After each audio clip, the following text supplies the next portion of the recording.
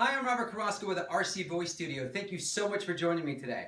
In this video, I'm going to talk with you about a phrase that we hear all the time from directors and conductors when they want our voices to be heard out in the audience. And they will say this phrase, sing to the back of the room. Now, what does that mean, to sing to the back of the room? Well, what they're trying to say is for you to project your voice or make your voice heard by the audience members in the last row of the theater. Now that's great, that's something that you want to have happen. However, there's a problem when we aim our voices in a forward direction. Alright? So what we're going to do today is I'm going to just take 2 seconds and walk you through a little quick tip that's going to help amplify your voice with ease, and it will project so the audience can hear you, but you're not going to sing to the back of the audience or to the back row of the audience. You're going to sing to the back of your room. If I'm standing here, that's the back of the room to me. Alright, so let's do a little experiment now. We're going to aim our voices forward and we're going to aim our voices backwards and see which one yields the most volume in sound and the most ease of sound production. Alright, so let's try it. So if I'm standing on stage, I'm standing tall. Notice my body alignment. What I'm going to do now is I'm going to aim my voice towards the back of the room, the far back row of the theater, this direction. And I'm going to say, hey, can you hear me now?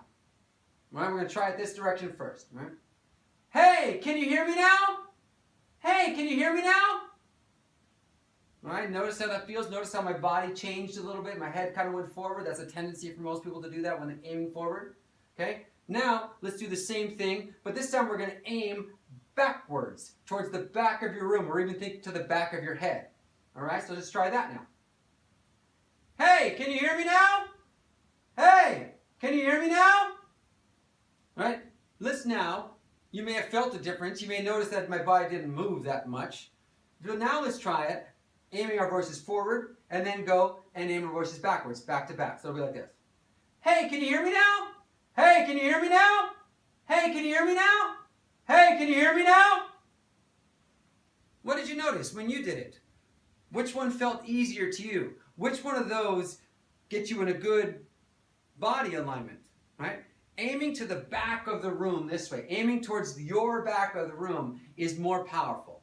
It makes you use less air when you do that, which is good for singing. It lessens the strain that your throat is going to use. Look at this. That tendency to put your head forward when you aim forward like that is not a good position for your singing, for your neck to be in when you're singing. It's actually going to make your throat start getting involved and start having to work to make the sound. And that's something we don't want to have happen too much. All right? So I want you to try that in your singing. I want you to aim your song forward.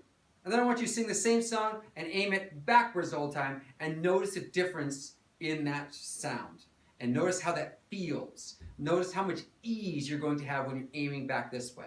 That's my quick tip for you. I hope you enjoyed it. Let me know how that works for you in the comments below. And please go to rcvoicestudio.com and subscribe for more awesome tips to help transform your singing into vocal artistry. Thank you so much for joining me today. Shaka!